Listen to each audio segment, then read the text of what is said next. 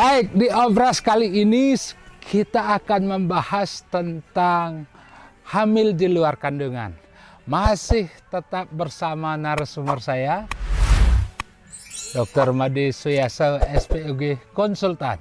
Nah, Dok, hamil di luar kandungan, apa itu? Kenapa bisa membahas topik hamil di luar kandungan? Apa karena kita ada berada di luar rumah? Ya, betul. Kita berada di luar rumah. Kita berada di alam bebas? Alam bebas. Kali ini Obras sedang jalan-jalan membuat konten, ya, Dok? Melalai? Melalai di daerah Bedugul. Ya. Ya, nah, Dok. Ya, mumpung kita di luar, jadi kita bahas yang di luar. Yaitu yang hamil di luar kandungan. Yang normal kan ada di dalam kandungan, dalam rahim. Tapi kadang-kadang ya itu kalau ada masalah, kadang-kadang jadi gini kan dulu pernah kita ngomong kan sperma masuk nih dari bawah ke vagina, ke mulut rahim, langsung ke rongga rahim. Terus ada sel telur subur keluar masuk ke saluran telur. Kan sperma nyari ke saluran telur dia. Ya. Pembuahan terjadi di saluran telur. Setelah dibuahi jadi embrio namanya kan. Embrionya kan balik lagi dia menuju ke arah rahim. Nah, ini dah kadang-kadang kalau saluran telurnya bermasalah, nyangkut dia di saluran telur. Cara yang pegat. Cara yang pegat. Nyangkut ya di sana. Di sanalah dia tumbuh embrio ini. Jadi dia tumbuh di luar rahim. Makanya namanya hamil di luar kandungan. Nah, karena saluran telur itu sempit, dia kan memang bukan tempatnya untuk perkembangan embrio kan. Lama-lama dia pecah jadinya, terjadi perdarahan. Biasanya wanita tuh nyeri perut hebat sampai pingsan kadang-kadang. Karena terjadi perdarahan hebat di dalam. Ya. Itu untuk hamil di luar kandungan namanya.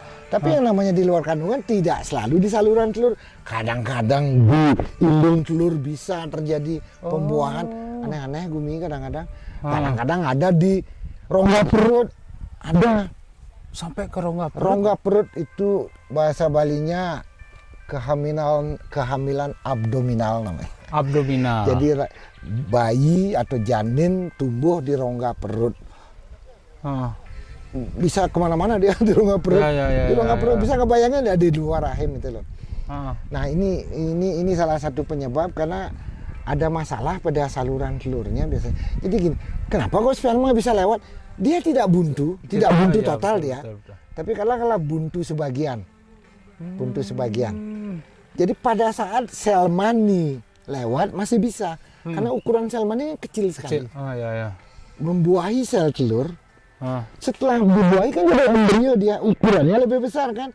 Nah, jalan balik pula itulah nyantol dia. Karena ukurannya dia sudah lebih besar, jadi tidak bisa dia lewat. Maka berkembanglah dia biasanya di saluran telur. Sehingga di sanalah muncul lama-lama karena saluran telur ini sekali lagi saluran sangat sempit sekali. Begitu embrio berkembang menjadi 2 sel, 4 sel, 8 sel, 16 sel, pecah dia. Maka terjadilah perdarahan hebat terjadi. Tapi rata-rata kalau kehamilan di luar kandungan itu tidak ada yang berhasil, Dok? Ya nggak mungkin kan, sama dengan keguguran ini. Jadi janin nggak akan mungkin bisa berkembang gitu loh. Kehamilan di luar kandungan, bukan kehamilan di luar kandang ya. Kehamilan di luar kandang lain lagi. Gitu. Jadi pasti nggak bisa berkembang dan berakhir dengan operasi darurat lagi. Dengan risiko yang lumayan tinggi. Kalau telat kita buka, perdarahan terlanjur banyak kan drop dia. Bisa anemia berat, bisa mengancam nyawa. Tapi kalau seandainya untuk menanggulangi biar tidak terjadi hamil di luar kandungan gimana, Dok? Banyak sekali situasi-situasi di kedokteran kita tahu, tapi gimana mencegahnya sudah sih kita jalankan ya. Pencegahan, tindakan-tindakan prevensi gitu. Tapi kadang-kadang ada beberapa situasi yang memang datangnya nggak tahu kita. Misalnya kita melihat saluran telur. Gimana kita menilai saluran telur? Karena yang kita lihat dari luar kan. Dari USG misalnya. Masih bisa kita pantau saluran telur. Dan dari pemeriksaan HSG ya, hysterosalpingografi dikerjakan oleh Dr. Ronson, kan disemprotin cairan berwarna, kita masih bisa melihat saluran telur dari rongga. Tapi itulah menyempit apa endaknya kadang-kadang susah kita. Menyempit. Kadang-kadang saluran telur yang kita periksa lewat ASG dikatakan normal, bisa aja terjadi. Artinya susah diketahui. Susah diketahui. Susah ini nanti bisa hamil di luar kandungan loh. Nggak bisa. Nggak bisa kita pastikan. Tidak bisa dipastikan. Nggak bisa dipastikan. Walaupun setelah dicek semua belum tentu pasti juga. Kadang-kadang udah normal semua, karena bisa juga muncul masalah kan. Apa sih dunia kedokteran, dunia ribet, saya bilang. Resiko tetap setiap saat bisa muncul. Resiko tetap bisa aja muncul. Tapi kalau modeling risiko hamil di luar kandungan, kalau dari persentasenya berapa kali gini ya? Enggak banyak sih. Tidak banyak presentasi, tapi kalau kita muncul sama dengan kita kecelakaan di jalan raya, berapa kali sih kita pecah ban di jalan atau kena tabrak orang, kan jarang sekali, tapi risiko itu tetap ada gitu loh.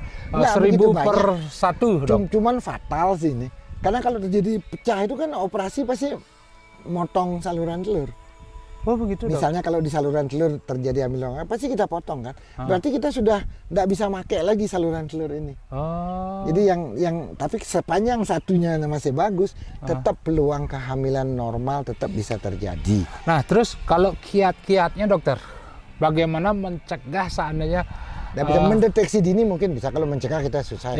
Jadi begitu dini. Positif, cepat lakukan deteksi apakah kantung kehamilan ada di rongga rahim, tempat yang benar, atau ada di luar rahim.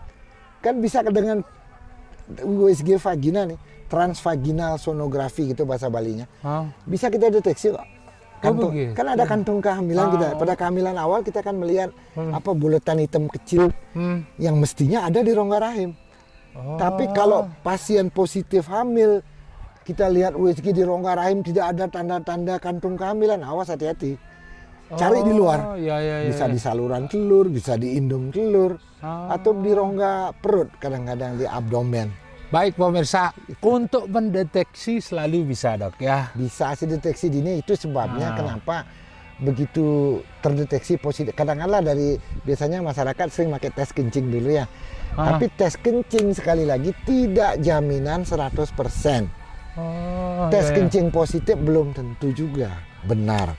Karena banyak juga ada yang positif palsu. Oh begitu dong. Makanya kita pikir tes kencing aja yang positif. Ternyata kita pikir cinta aja yang palsu. Ternyata tes kencing juga ada yang palsu gitu loh. Jadi bukan cinta palsu, tes kencing palsu. Maka kita pastikan kehamilan itu secara fisik kita harus melihat dia ada kantung kehamilan. Kantung kehamilannya. Nah ini deteksi. Begitu positif hamil, saya sarankan segera ke dokter untuk dilihat USG vagina. Karena dalam pikiran kita selalu kita jaga-jaga enggak nanti ada di luar kandungan. Walaupun sekali lagi kejadian ini jarang terjadi. Tapi biasanya kalau dia berada kehamilan di luar kandungan, biasanya di usia kandungan berapa dokter? Macam-macam. Kadang-kadang ada 2 minggu bisa pecah dia. Tapi rata-rata biasanya di atas 1 bulan. Begitu embrio membesar kan, saluran ini enggak cukup dia untuk pecah dia. Push.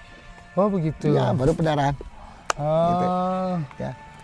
Berarti bagaimana kita menyiapkan diri untuk mendeteksi kehamilan itu? Betul. Maka cara poin-poinnya adalah begitu terdeteksi hamil entah dengan tes kencing atau telat men, segeralah periksa biar dokter bisa mendeteksi apakah kehamilannya normal, apa di luar kandungan dan lain sebagainya. Jadi ketimbang kita nanti membiarkan terjadi sesuatu yang tidak kita inginkan. Karena ada beberapa kasus yang pengalaman tidak banyak, memang tidak banyak, tapi ada beberapa datang-datang sudah tiba-tiba hamil di luar kandungan tanpa dia tahu dirinya hamil. Berarti kan dia tidak meriksa, tidak apa-apa gitu. Sekarang kadang-kadang nih saya bilang cuek bebek. Janganlah begitu, kita concern karena ini masalah kesehatan. Ya betul. Masalah kesehatan kita benar-benar butuh perhatian, butuh ketelitian dan lain sebagainya. Jangan sampai udah komplikasi berat baru datang. Karena konsep kedokteran kan mencegah lebih baik dari mengobati. Ya betul. Tapi sekali lagi ada beberapa situasi yang mencegah pun kita susah. Tapi paling enggak deteksi dininya kita aktifkan. Deteksi dini, deteksi ditu gitu loh. Itu dini ditu. Pokoknya kita deteksi gitu. Ya. Baiklah pemirsa Obras, itulah topik kita tentang kehamilan di luar kandungan. Dingin. Tenang dok, tenang. Bagi teman-teman yang mau bertanya silakan langsung di komen. Nanti mungkin kita akan bahas dan akan langsung dijawab oleh Dokter Kade. Dan kalau ada usulan judul barangkali topik-topik yang ingin dibahas, ya betul. boleh silahkan ajukan. Terima kasih banyak. Saksikan Salam Selam Reproduksi reproduksi sehat.